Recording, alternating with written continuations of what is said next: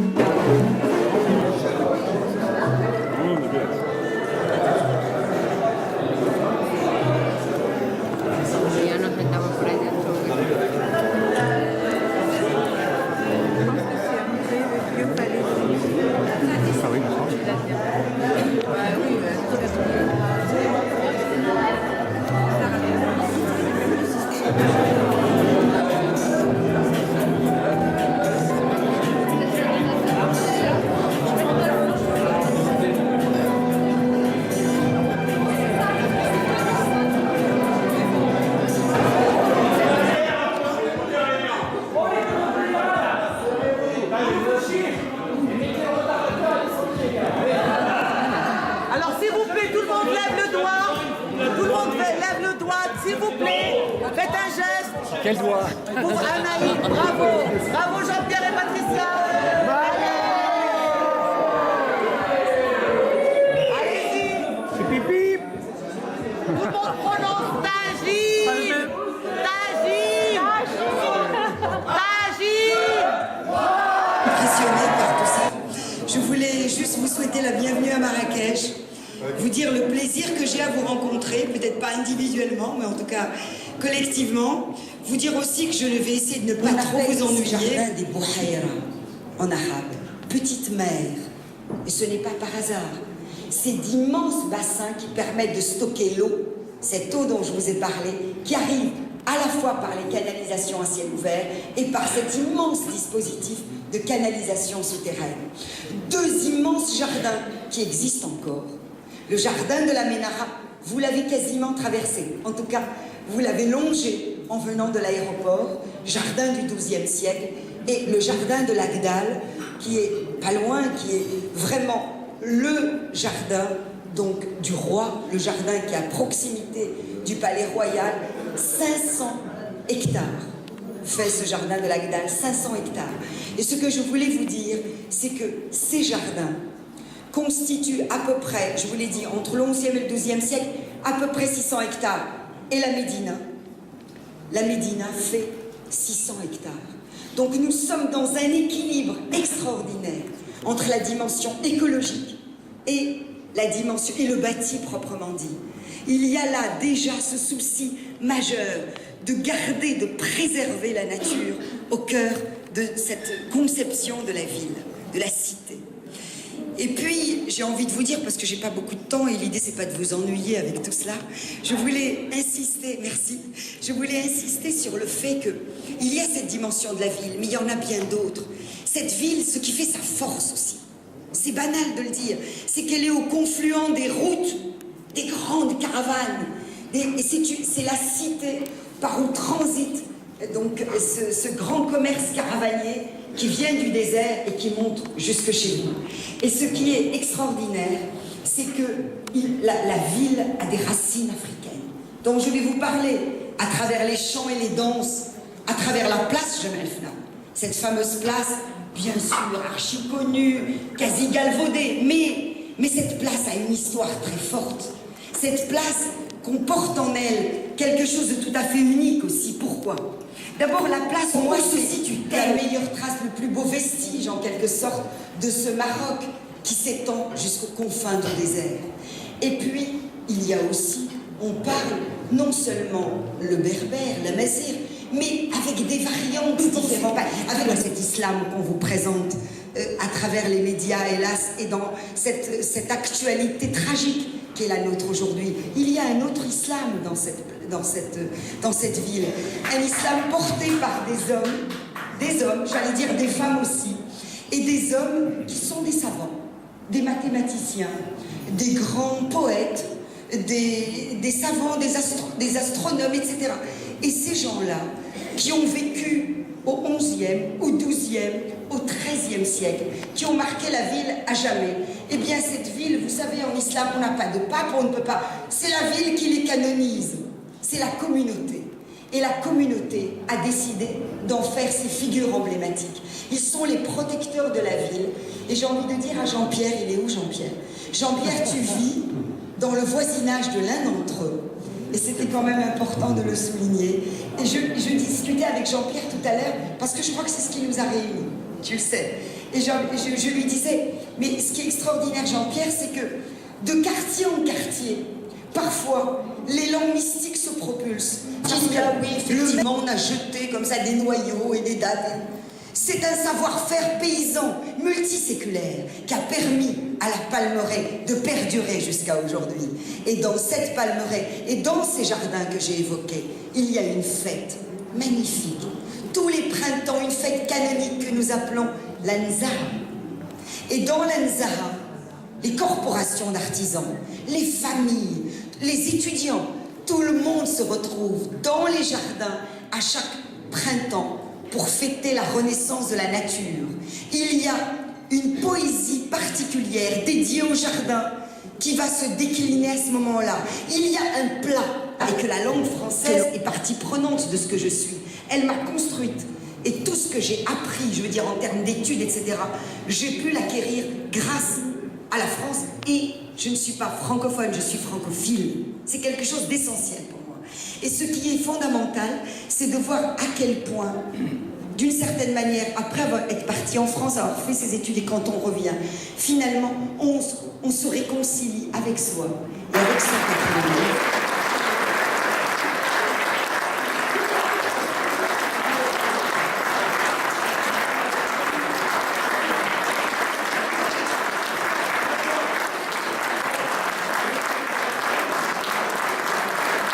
Vous avez déjà rencontré une personne aussi passionnelle? Moi, très rarement, honnêtement. Encore, merci.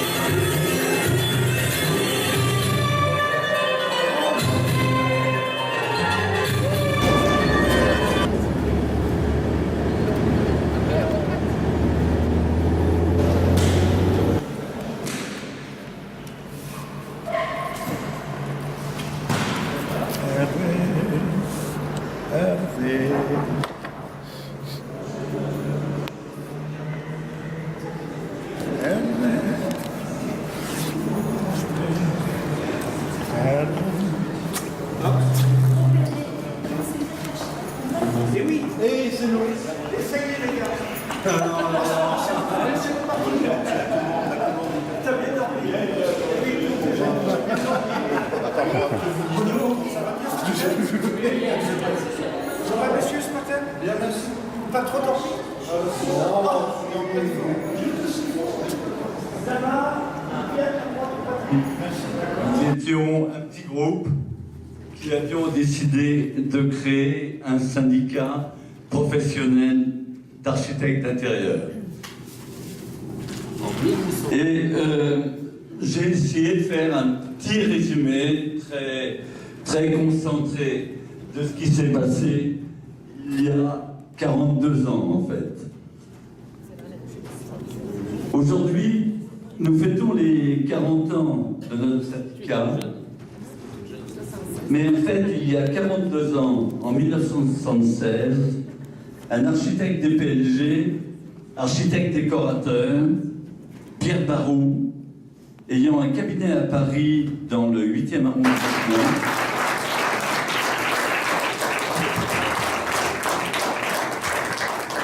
il était administrativement accompagné par sa fille Valérie, qu'on n'oublie pas aujourd'hui, qui est toujours sa secrétaire, et par notre ami Gérald, qui est parti et qui a disparu il y a dirigeant le cabinet pendant 10 ans et qui rapproche à l'UNED des entreprises partenaires. Jacques et de Dole. Linda Ijalva, qui présida l'UNED, elle aussi, durant de nombreuses années, et que vous connaissez tous.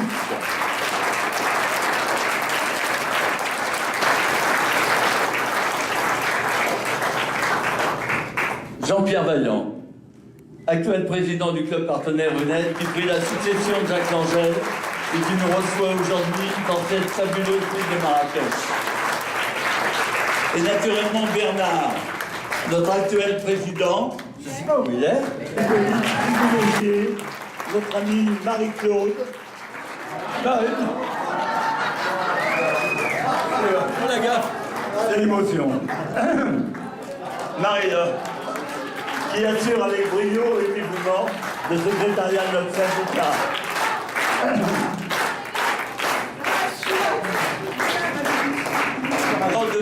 De tout ce beau monde, il y a pour les plus anciens une grande absence que nous ne manquerons pas de penser, car c'est Solange Gratrès, qui fut elle aussi présidente, et que l'âge empêche aujourd'hui.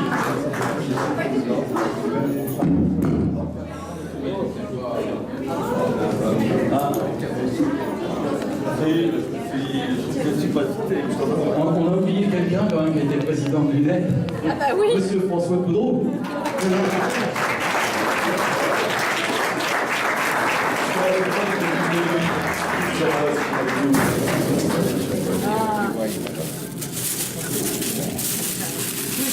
C'est pour France Marrakech.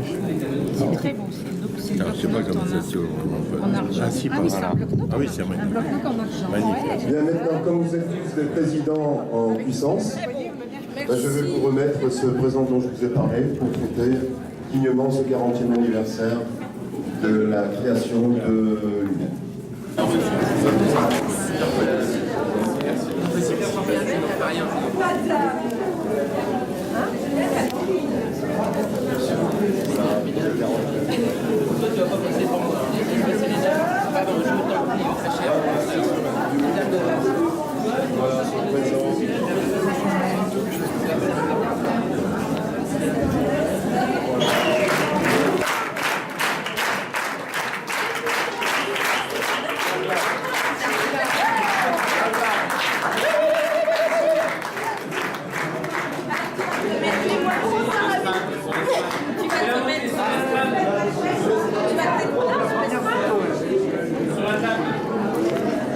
Bien, alors aujourd'hui on va introniser Sybille Boyer, membre de la région Paris, entre autres elle est Marie-Filleul. Je suis donc ravie. Importante dans la vie professionnelle d'un architecte d'intérieur, et nous sommes tous réunis, Unédiens et partenaires, pour te féliciter. Merci. Tu vas d'abord jurer sur l'honneur n'avoir pas soudoyé les membres de la commission de qualification. Je le jure. Parfait. Main droite levée. Donc nous sommes heureux de pratiquer ton intronisation aujourd'hui. Et tu sais qu'il y a une très grande tradition à l'UNED qui confirme cette qualification. C'est un passage obligé et personne ne peut y déroger. Nous avons les 10 commandements de l'UNED. Alors, il faut que tu mettes une main sur le cœur. Voilà. Et tu vas répéter après moi ce que je vais te dire. Le premier commandement. Je ne convoiterai pas le projet de mes consoeurs et confrères. Je ne convoiterai pas le projet de mes consoeurs et confrères. Je devrais me soumettre aux décisions de mon président. Je devrais me soumettre aux décisions de ma présidente. Oui, c'est vrai. Oui, mais président national. Et président national. Pardon. Et à la moindre de ces demandes, je laisserai tout tomber pour l'aider. Je laisserai tout tomber pour l'aider. Oui, Bernard. Je n'exercerai pas le droit de cuissage à la place du président. Je n'exercerai pas le droit de cuissage à la place du président. Je m'oblige à racketter pour l'UNED. Je m'oblige à racketter pour l'UNED. Je vais peut-être enlever du cœur à ce moment. Je n'omettrai pas de verser au président Je n'omettrai pas de verser au président, je sais pas quoi, un pourcentage d'honoraires sur toutes mes affaires signées. Eh ben ça va pas aller loin.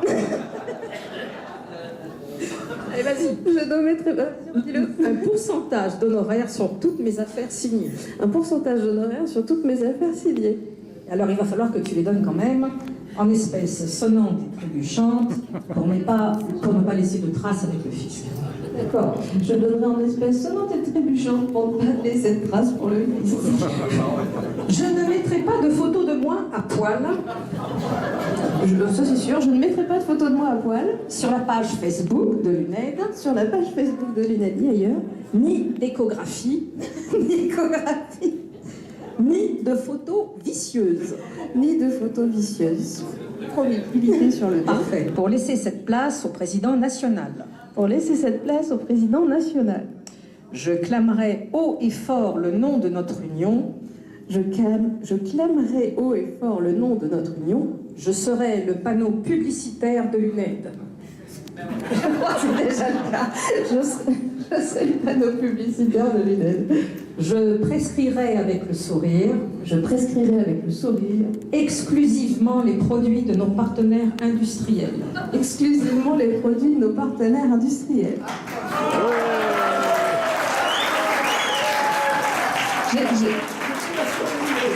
Et en plus, j'ai découvert qu'il y en avait un de Limoges, et je suis de Limoges, je travaille à Limoges, donc je vais être surveillée. Bien. L'UNED sera mon temple. L'UNED sera mon temple. Mon Graal. Mon Graal. Et je la défendrai contre toute attaque intérieure ou extérieure. Je la défendrai contre toute attaque intérieure et extérieure. D'ailleurs, mon livre de chevet sera désormais le référentiel. Mon livre de chevet est déjà le référentiel. Unédien, enfin unédienne, n'oublie jamais les maîtres mots: loyauté, fraternité, dévouement, respect et rigueur. Monsieur le Président national, s'il vous plaît, veuillez adouber notre nouvelle membre qualifiée.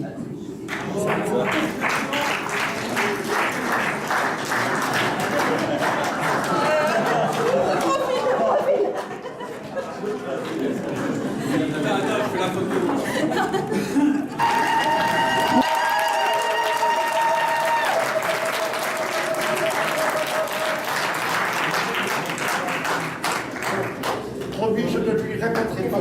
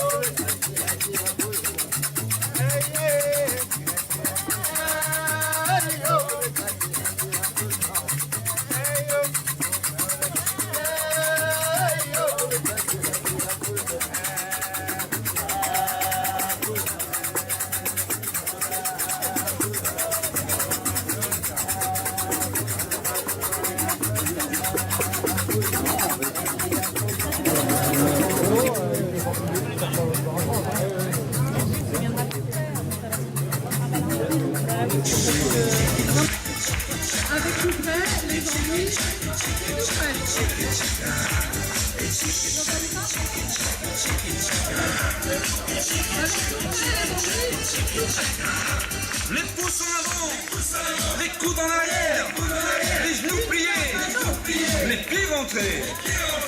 Allez, ça va s'ouvrir et c'est record, ça s'ouvre. Allez, avec Marc et l'année 76, ça va y aller. Pour vos plans de travail, il n'y a qu'une marque, c'est Pierre de Plan. Je suis là pour vous aider.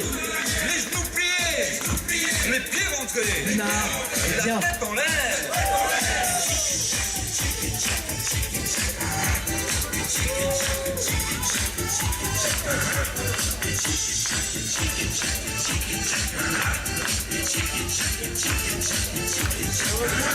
Les pouces en avant, les coudes en arrière, les genoux pliés, les pieds rentrés, la tête en l'air et les fesses en l'air. Et si vous voulez mettre des robes en mouvement, on fait une méthode politique. Les pouces en avant, les coudes en arrière, les genoux pliés, les pieds rentrés, la tête en l'air et les fesses en l'air. Les yeux qui louchent.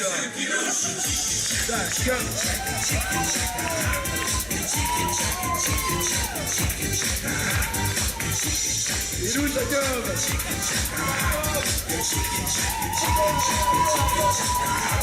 Les pouces en avant, les coudes en arrière, les genoux pliés, les pieds rentrés, la tête en l'air, les fesses en l'air, les yeux qui louchent, un feu sous la langue.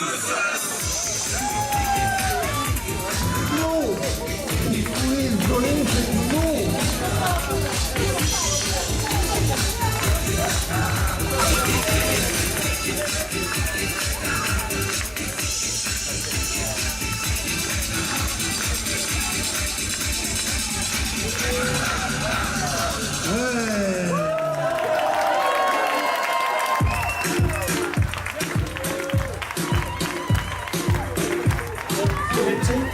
Un petit chouïa du thé.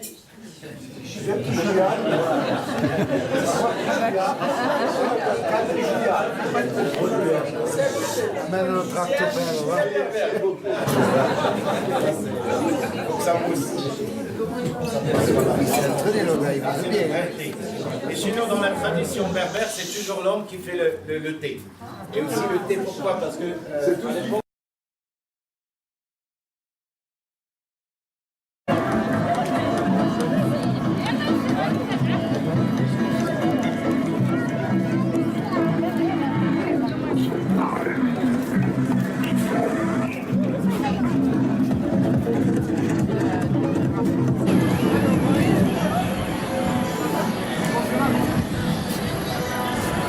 Faut l'envoyer à Tess.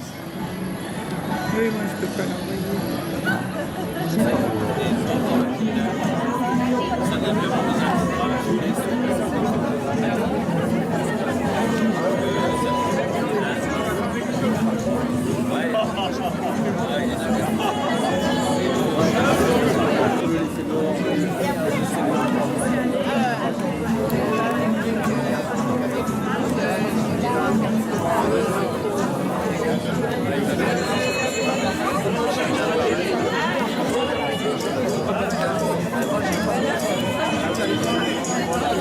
ça l'arrive de manger des téléphone.